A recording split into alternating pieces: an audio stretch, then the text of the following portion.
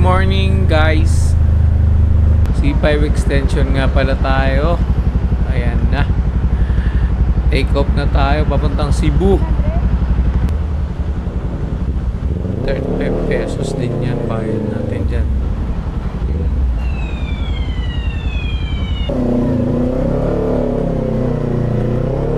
Ayan, C5 extension tayo. Meet up natin si boss sa Marcos Highway, Uni Oil. Doon tayo magpapa first full tank, pero meron pa naman tayong gas, marami pa to, pero full tank natin. Tingnan natin kung hanggang saan tayo makakarating ang full tank. Going to Bicol, Masbate and Cebu. At dito nga pala kami nagpa-full tank na sa Uni Oil, Marcos Highway, no? Ready na kami papuntang Cebu. Yan si boss.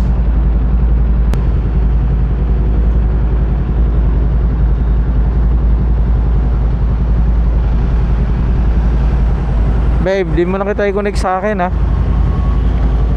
Di mo na kita i-connect sa akin kasi naririnig yung tambutson, lakas eh.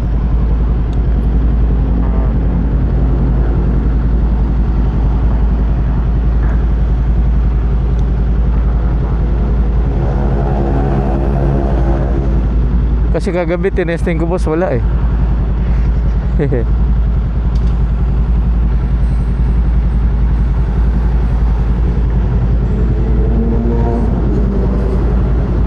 boss, G.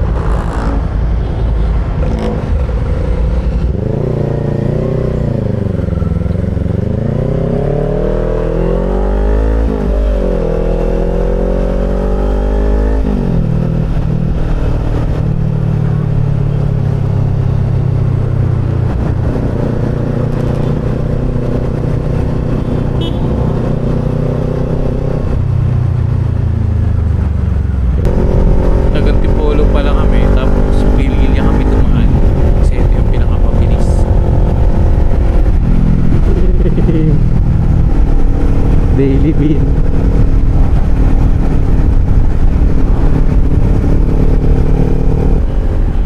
Ang ganda ng araw ngayon. Sarap bumiyahe.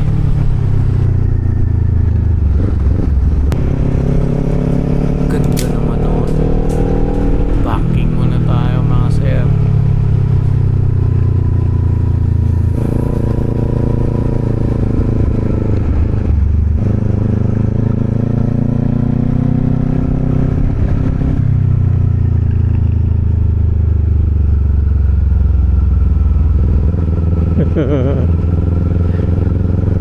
Sarap talaga boss. So medyo mabilis.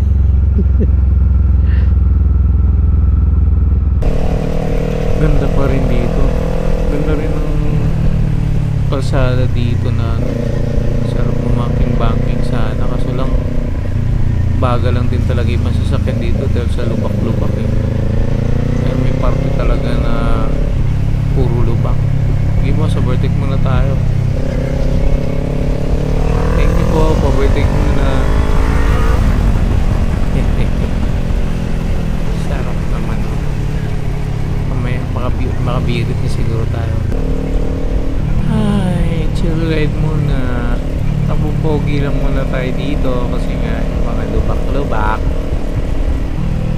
Pero napakaganda na lugar. Pwede nga lang araw-araw ganito madaanan. Yan. Uy, sarap naman yan, boss.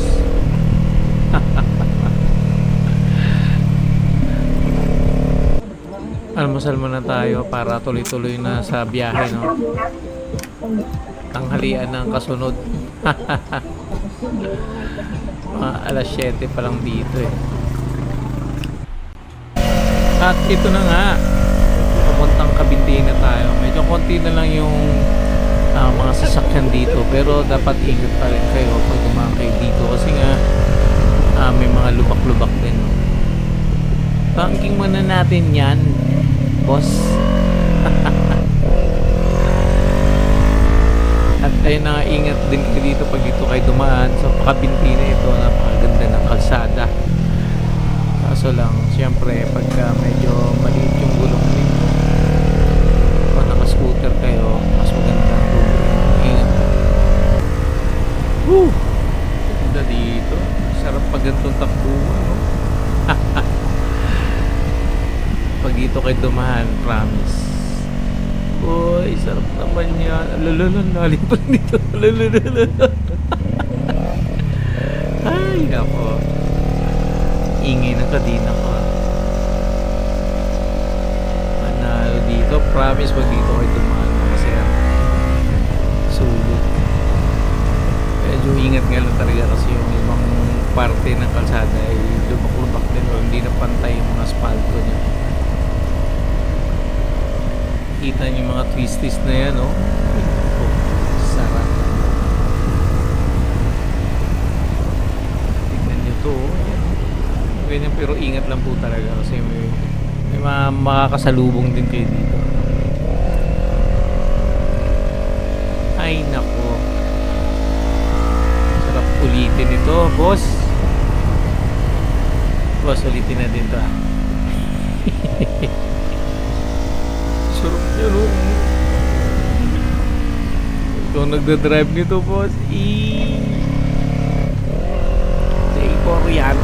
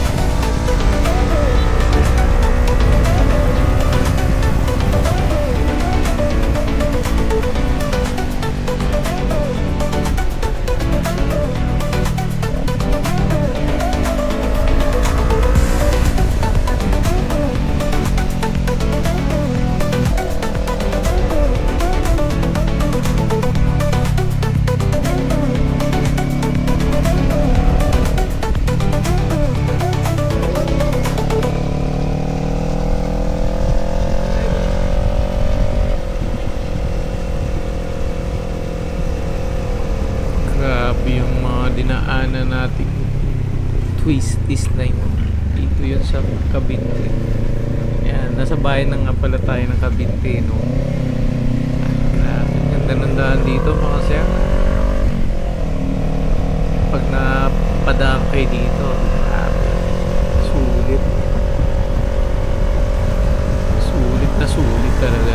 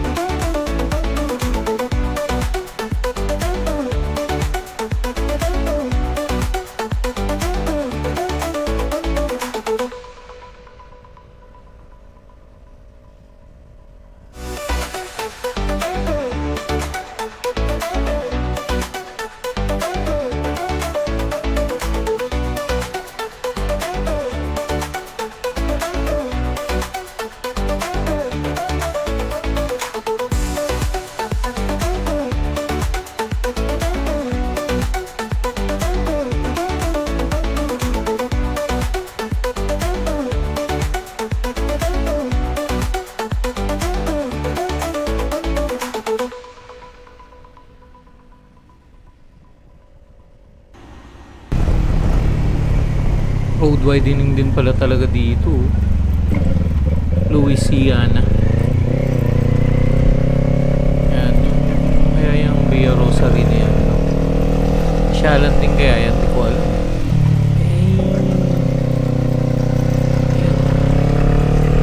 Pinapalapad din talaga yung kalsada dito.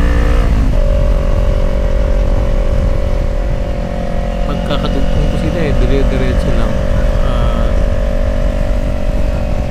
Isang diretso lang ito basta. Kalsada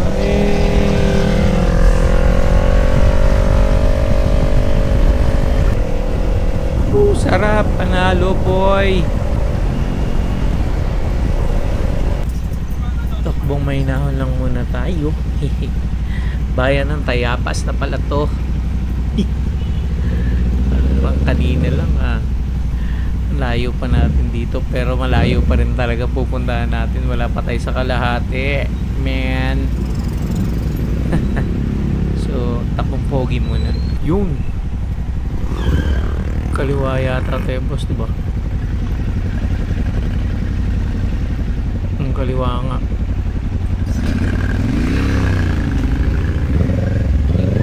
May nakasulat pala. Ayan, may nakasulat. Ayan, to be called. Ang ganda dito. Bypass road ata ito eh. Parang first time ko dumaan dito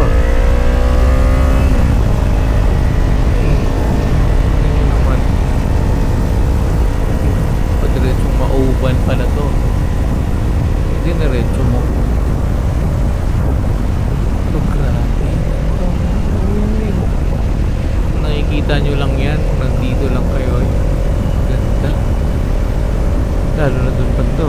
Uy, dagat na yun dun mga sir. Pagbilaw siguro yun. Uy, malapit na tayo dito sa Old Zigzag Road. O nga no, malapit na boss. Ayun na nga yun. Kanan na tayo mga boss. Welcome to the Old Zigzag Road, or Bitukang Manok kung tawagin. Dito sila dumadaan dati. Ang ganda naman talaga dito. Yung ibang mga sasakyan, mga truck dito dati dumadaan, alam ko pero di ko sigurado. Pero first time ko dumaan dito na nakamotor, laging nakasasakyan. Nakailandaan na rin ako dito, pero hindi pa rin nakakasawa itong lugar na to. Tingnan nyo naman yung mga puno na yan, napakaganda. Kahit anong gawin natin kalikasan nandyan talaga. Mga puno na green yan mga boss, mga sir. Panalo. Hindi ka pang huminto pulot sa gilid Ito na yung mga nangihingi na mga barya-barya. Ang problema pag nakamotor ka, paano ka maghahagis ng barya dyan? Yan, pero grabe yung sakripisyo nila. Kung wala yung mga taong yan, mahirapan ka rin umakyat dito, lalo na doon sa Bitukang Manok na mismo, sa zigzag na. Kasi sila yung nagkukontrol ng mga aakyat at pababa para hindi magsalubong, kasi kailangan mo talagang kumain ng kabilang side ng kalsada. Ayan pinapadaan nila tayo, nanghingi sila ng barya. Paano nga tayo magbibigay? Nakamotor tayo, hindi rin natin napaghandaan ko na, wala sa isip ko ito Yun nangingi ng mga barya. Hey, ganda naman doon. Ayan pwede sa natin pa-picture sa ibabaw. Ito ba tayo sa ibabaw, boss? Ayan pero paano yan pag hindi nila pinahinto yung kasalubong mo, di ba? Mabibitin ka dito kung nakasasakyan ka. Sorry po, ang barya. Ayan, pinapahunto nila yan dyan bago bumaba. Pinapadaan mo na yung paakyat. Tapos yung kabila naman, papahintuin din nila yan. Ayan. Pero grabe, no? Dito dumadaan yung mga bumabiyahe. Dati ng mga papuntang Bicol, di ba? Grabe tanda na to. Ano na lang yung mga truck noon. Dito sila dumadaan. Ilan na natin si Gracia. Uy, ano yun? Ito tayo, boss. Diyan sa unahan, oh. Okay, una na ako.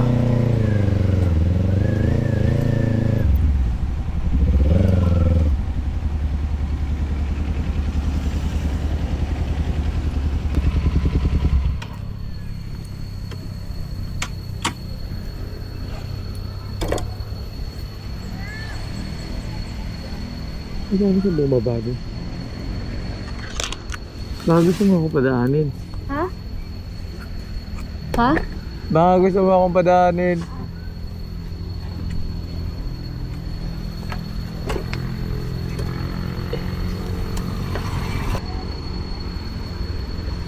Diba doon? Ano sa ilalim mo?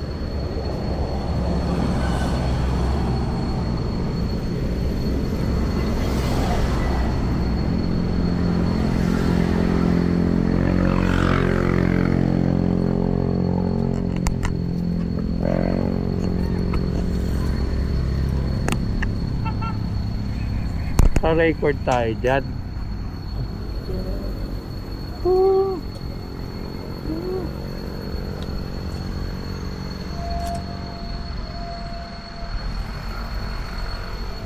Right.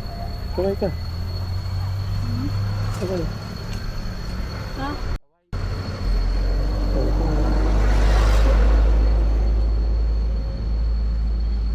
Yan. Aray ko, may tumatawag pa. Sorry po, di kita masasagot ngayon. Hindi pala ko on yung camus ko.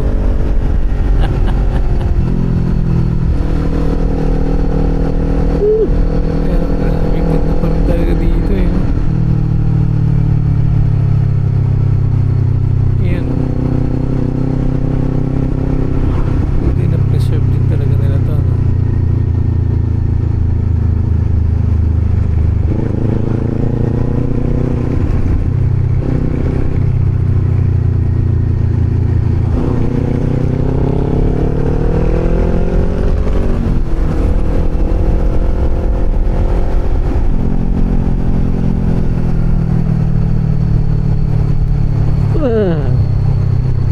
Aray. Aray ko.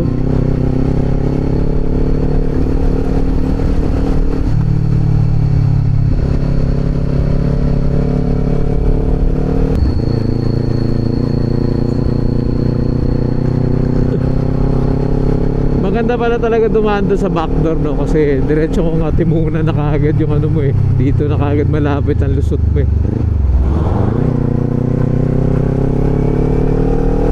Diretso lang doon. So,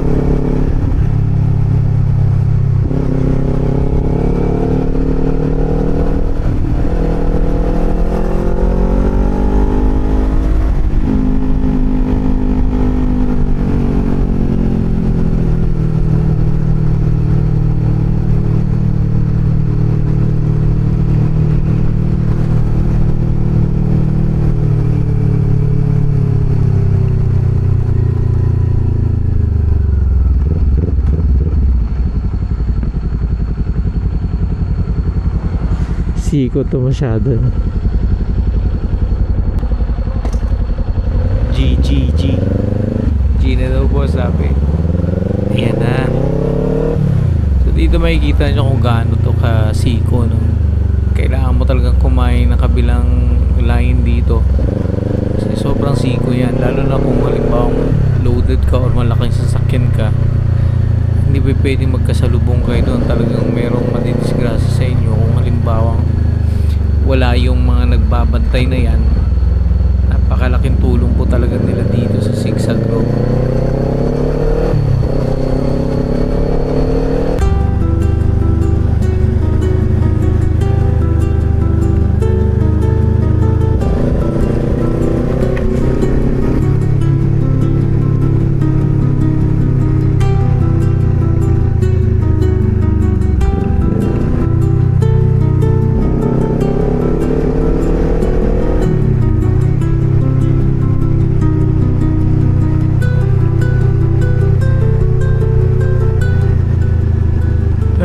exit na tayo ng Zigzag Road.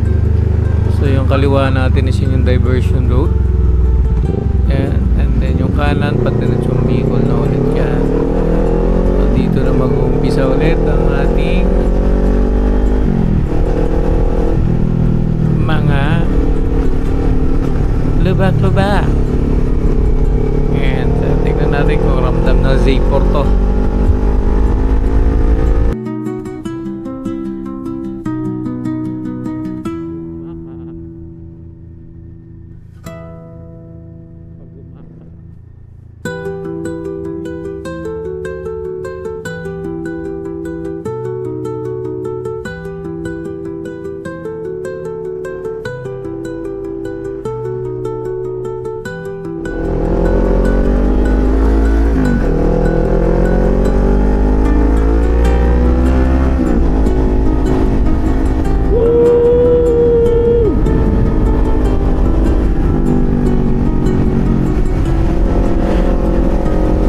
Ang hirap pag mayroong ano ng puno, hindi pa alam kung may lubak eh.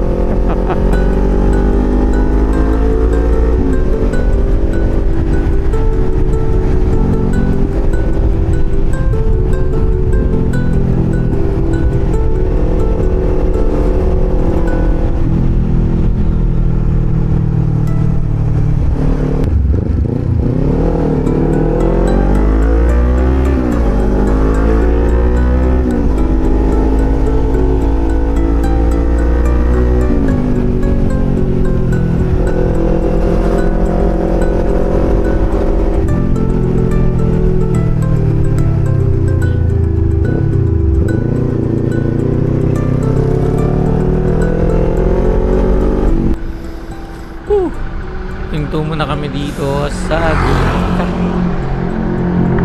Ayan sa seaside ba? Ayan o, may nakahinto pang flash ano. Dito sa Litas and JR Seafood's House. Seafood House lang pala.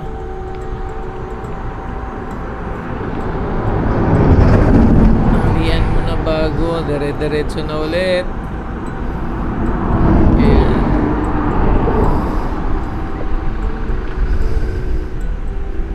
Dito kami humihinto. Litas and JR Seafood House. Gumaka bypass road ko.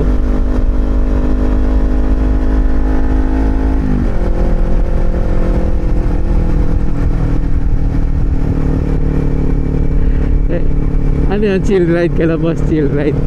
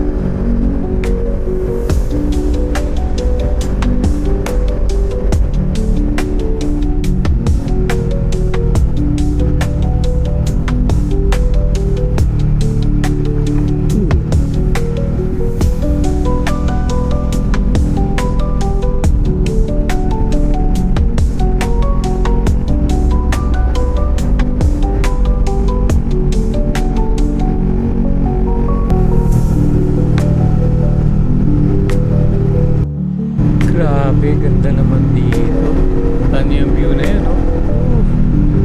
Ang kanan. Hey! Sarap. Sarap bumiyahe. Ulitin natin to. Woo! Takbong pogi lang muna tayo, boss. Sarap ng mga lubak.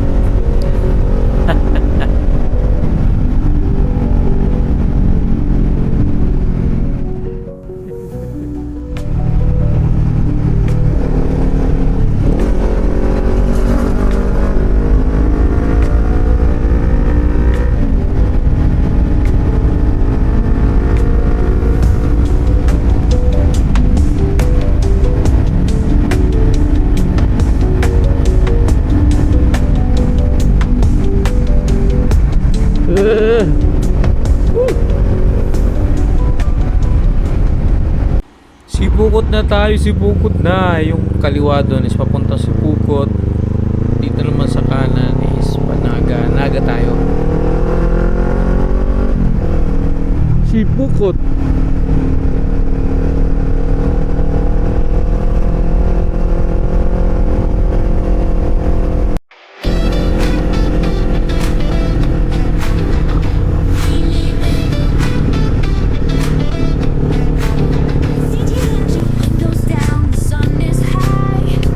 Hindi ko alam kung DS eh. Ah, gold.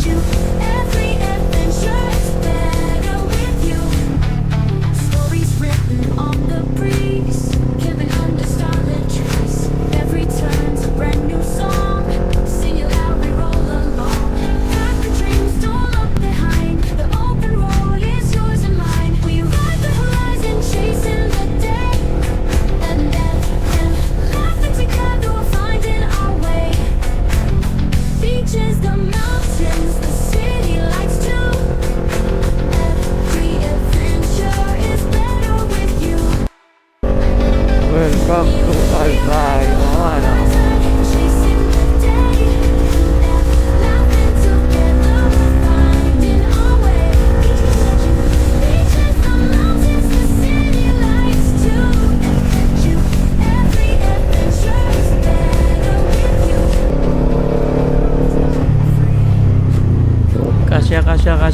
Kasya yan.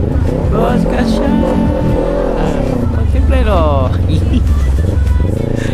Buti na lang pinagbigyan tayo. So, huwag niyang gagawin yun ha. Delikado yun.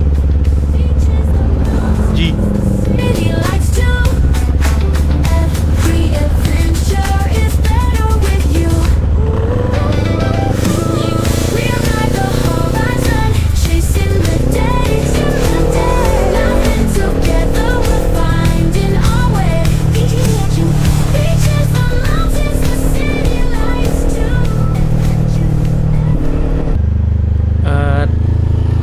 Dito na nga tayo sa Legazpi na to.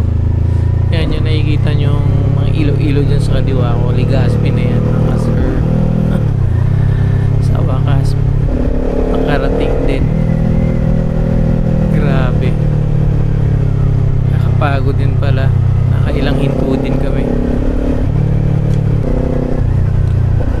At malapit na tayo makarating. Sakto lang mga 12 hours din to pagdating dun sa pupuntahan namin. 6:30 kami umalis dun sa Marcos Highway Uni Oil. Ngayon 6 na, mag 6:30 na rin. So, thank you.